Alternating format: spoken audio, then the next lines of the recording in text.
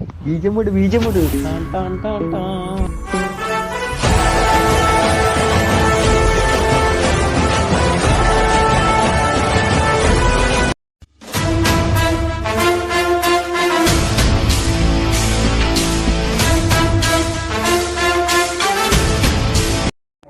வணக்கம். Cricket with வஹீல திரும்பவும் சந்திக்கிறோம். அந்த எஸ்ஆர்எச் vs டிசி போட முடியல, மன்னிச்சு கொள்ளுங்கள் அந்த அனாலிசிஸ் ப்ரிவியூவை. பட் இந்த அனாலிசிஸை நல்லா ரசித்து பாருங்கள். முடிஞ்சளவு உங்களோட சப்போர்ட்டை கொடுத்துக்கிட்டு இருக்கீங்க. ரொம்ப நன்றி, மனமார்ந்த நன்றியை சொல்லிக்கொண்டு இந்த வீடியோவை ஆரம்பிக்கிறேன் நேயர்களே. ஓகே, அதாவது வியூ ஐபிஎல் பார்த்தீங்கன்னா இப்போ ஓரளவு நல்ல சூடு பிடிக்க ஆரம்பிச்சு செமையாக போயிட்டுருக்கு. ஒரு மேட்ச் ஜெயிச்சா போதும், நெட் ரன் ரேட் கரெக்டாக இருந்தால் போதும், எந்த டீம் வேணால் டாப் ஆஃப் த டேபிள் அந்த 4 பிளேஸ்க்குள்ளே ஒரு 5-6 மாறிட்டே இருக்காங்க. அது ஷஃபில் ஆகிட்டே இருக்குது. அந்த டேபிள் எப்போ வேணால் மாறலாம். ஏன்னா ஃபஸ்ட்டு 7 மேட்ச் கூட இந்த டீம் சரியா இல்லை. எஸ், இப்போ அந்த வென்யூவும் மாற்றப்பட்டிருக்கு. சென்னை, மும்பை தவிர்த்து வேறு இதில் ஆட போகிறாங்க. இப்போ பஞ்சாப் vs கேகேஆர் தான் அந்த மேட்ச்சு. இப்போ ஃபஸ்ட் நம்ம பஞ்சாபை பார்ப்போம். அவங்க வந்து ஒரு வெற்றியோடு இருந்திருக்காங்க. அதுவும் கேஎல் ராகுல் அது மும்பையோட அந்த சேசிங்கில் செமையாக ஆடினார். கேஎல் ராகுல் பேக் டு ஃபார்ம். அப்புறம் கிறிஸ் கெயிலும் சூப்பராக ஆடினார். த யூனிவர்ஸ் பாஸ் சொல்லவே தேவையில்லை. அதுக்கடுத்து பார்த்திங்கன்னா மயங்க் அகர்வால் அவரும் ஓரளவு நல்லா ஆடிருக்காரு. அதுக்கடுத்து பார்த்தீங்கன்னா அங்கே நிக்கோலஸ் பூரன் அவரோட ஃபார்ம் ஒரு கேள்விக்குறியாக இருக்குது. பட் ஆனால் நம்ம தமிழ்நாடு பையன் ஷாருக் கான் பேட் எடுத்தால் சல்மான் கான் முத்து மொழியில் சாமி. அது இப்போ அவங்களோட பவுலிங் அட்டாக்கை எடுத்து பார்த்தோன்னாக்கா அதுவும் ஓரளவு ஸ்ட்ராங்காக இருக்குது. ஒரு முகமது ஷமி, அதுக்கடுத்து பார்த்திங்கன்னா ஒரு ஹர்ஷ்தீப் சிங்கு போன சீசன் நல்லா பண்ணாங்க, இந்த சீசன் நல்லா பண்ணுறாரு. அதுக்கடுத்து ஒரு விவின் ஆலன் எடுத்துகிட்டு வந்தாங்க. அதுவும் ஒரு நல்ல மூவ் மாதிரி தான் தெரிஞ்சிச்சு. அதுக்கடுத்து இப்போ பார்த்தீங்கன்னாக்கா ஒரு ரவி பிஷ்னாய் இந்த மாதிரி நல்ல பவுலிங் கேட்டால். இப்போ கேகேஆர் டீமை பற்றி நம்ம பேசுவோம். அவங்க காம்பினேஷன் சரியில்லை, எதுவுமே அவங்களுக்கு சரியாக அமையலை. இப்போ அவங்க பேட்டிங் அட்டாக் என்னன்னு பார்க்கலாம். பேட்டிங் பார்த்தீங்கன்னா தினேஷ் கார்த்திக் சென்னையோட ஒரு மேட்ச் அடித்தார், அதுக்கப்புறம் அடிக்கவே இல்லை. அப்புறம் நிதிஷ் ராணா ஆரம்பத்தில் நல்ல ஃபார்மில் இருந்தார், பட் நடுவில் ஒரு ஃபார்ம் கொஞ்சம் மிஸ் அவுட் ஆகிற மாதிரி இருக்குது.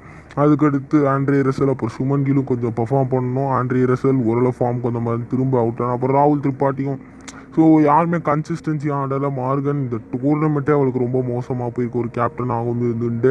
அடுத்து அவங்களோட பவுலிங் அட்டாக்கை பற்றி பார்ப்போம். இல்லை எப்போ நம்ம தமிழ்நாடு வீரர் இல்லைனாலும் இந்திய நல்ல பவுலிங் போடக்கூடிய ஒரு பிரசித் கிருஷ்ணன், அதுக்கப்புறம் பேட் கமின்ஸ் சரியாகவே பர்ஃபார்ம் பண்ணல இந்த டோர்னமெண்ட்டு. அதுக்கடுத்து இங்கே பார்த்தீங்கன்னா சிவம் மாவி த யங்ஸ்டர் சூப்பர் பவுலிங் அவர்கிட்ட இருந்து. அடுத்து சுனில் நாராயண் எடுத்துகிட்டு வந்தாங்க, 2 மேட்ச் ஆட வச்சுருக்காங்க, அவர் விக்கெட் எடுக்கிறது இல்லை.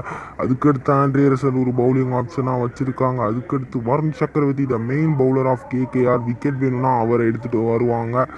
அதுக்கடுத்து பஞ்சாப் கிங்ஸ் என்னென்ன சேஞ்ச் பண்ணால் நல்லாயிருக்கும் அப்படின்னா அன்சேஞ்சோட தான் போவாங்க. அவங்க வச்சு ஸ்குவாடே நல்ல பேலன்ஸாக தான் இருந்துச்சு. இன்னொன்று அகமதாபாத்தில் ஆடுறாங்க.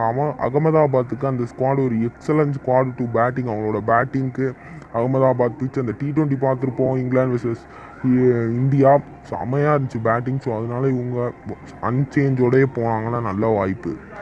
அதுக்கடுத்து கேகேஆர் டீம் என்னென்ன சேஞ்சஸ் பண்ணலான்னு பார்த்தீங்கன்னா அவங்க காம்பினேஷனுக்காக ரொம்ப அலைகிறாங்க. ஒரு சரியான ஒரு பிளேயர் பர்ஃபார்ம் பண்ணாமல் இருக்காங்க, சீனியர் பிளேயர்ஸ். இப்போ உதாரணம் ஒரு பேட் கமின்ஸுக்கு பதிலாக அவங்க வேணால் ஒரு லாக்கி ஃபெர்கூசன் ஆட வைக்கிறாங்களா. ஏன்னா போன சீசனும் அப்படி தான் ஒரு லாக்கி ஃபெர்கூசன் வந்தார், நல்லபடியாக பவுலிங் போட்டார். அதுக்கடுத்து சுனில் நரேனை பார்க்குறோம். சுனில் நரேனுக்கு பதிலாக ஒரு ஹர்பஜன் சிங் ஒரு எக்ஸ்பீரியன்ஸ் பின்னர் ஆட வைக்கலாம். சுனில் நரேன் கிடைச்ச 2 இதையும் யூஸ் பண்ணல. இப்போ அந்த பிச் அண்ட் கிரவுண்ட் கண்டிஷன் இந்த செக்மெண்ட்டுக்கு வருவோம். இந்த செக்மெண்ட்டில் இந்த அகமதாபாத் பிச்சை பற்றி பார்த்தீங்கன்னா அவ்வளோவா ஒன்றும் இல்லைங்க. ஒரு வேர்ல்டு பிக்கஸ்ட் ஸ்டேடியம் அந்த மாதிரி சொல்லியிருந்தாலும் ஒரு ஸ்பின்னர்ஸ் நல்ல எஃபெக்டாக இருக்காங்க, போட்டால் விக்கெட் வரும். ஸோ அவ்வளோவா டேர்ன் ஆகாது. ஒரு மீடியம் பேசர்ஸ்க்கு தான் இந்த விக்கெட் சமர்ப்பணம். பட் ஆனால் ரெண்டும் அடிக்க முடியும். ஸோ அதனால ஒரு எக்ஸைட்டிங் ஒரு ரிவெஞ்ச் ஆஃப் மேட்சஸ் இனிமேல் இந்த அகமதாபாத்தில் நம்ம பார்க்குறதுக்கு பஞ்சமே இல்லை அப்படிங்கிறது தான் உண்மை. இன்னொன்று என்னன்னாக்கா கிங்ஸ் 11க்கு ஒரு வருத்தமான விஷயம், பஞ்சாப் கிங்ஸ்க்கு வருத்தமான விஷயம், ஒரு கேஎல் ராகுல் இந்த பிச்சில் பர்ஃபார்ம் பண்ணவே இல்லை. இங்கிலாந்து வெர்சஸ் இந்தியா ஓடிஐயில் சரியான அவருக்கு ஒரு பர்ஃபார்மன்ஸ் இல்லாமல் அவர் தவிச்சுக்கிட்டு இருந்தார். நல்ல ரன்ஸும் அடிக்க முடியாமல். ஆனால் பிரசித் கிருஷ்ணா கேகேஆருக்கு ஒரு வைப்ரேஷன், அவர் செமையாக அந்த டெபியூவே சூப்பராக கலக்குனார் அந்த பிச்சில். ஸோ அதனால ஓரளவு ஐடியா இருக்கும் அவருக்கு, எந்த பால் ஒரு மேலே போட்டால் கன்ஃபார்மாக விக்கெட் வருதுன்னு சொல்லிட்டு. ஸோ அதனால அது வேணால் ஒரு கேகேஆருக்கு ஒரு நல்ல அட்வான்டேஜாக இவரோட 4 ஓவர் ஏதாவது ஒரு மாற்றத்தை இந்த அகமதாபாத் நரேந்திர மோடி ஸ்டேடியமில் மாற்ற வாய்ப்பு. ஃபர்ஸ்ட் இங்கே பார்த்தீங்கன்னா key battle Gayle versus Varun எப்படின்னாக்கா கிறிஸ் கெயில் அந்த ஸ்பின்னர்ஸ்க்கு எதிராக நிறைய கஷ்டப்பட்டிருக்கார். வருண் செமையாக போடுறார். ஸோ கிறிஸ் கெயில் விக்கெட்டை இவர் எடுக்கணும்னா ஒரு நல்ல பால் போட்டு விக்கெட் எடுக்க நிறைய வாய்ப்பு இருக்குது. அடுத்து பார்த்தீங்கன்னா Bishnoi versus DK. Because DK நல்ல ஸ்பின்னர்ஸ் ஆடக்கூடிய பிளேயர் தான். பட் சமீப காலத்தில் அவர் ஒரு ஸ்பின்னர்ஸை ரொம்ப சரியான ஒரு எதிர்கொள்கிறதே கிடையாது. ஸோ அதனால் ஒரு பிஷ்னாய்க்கு எதிராக இவர் சரியான அவரோட 4 ஓவரை பார்த்து ஆடலைன்னா கன்ஃபார்மாக இவர் அவுட் ஆக வாய்ப்பு இருக்குது.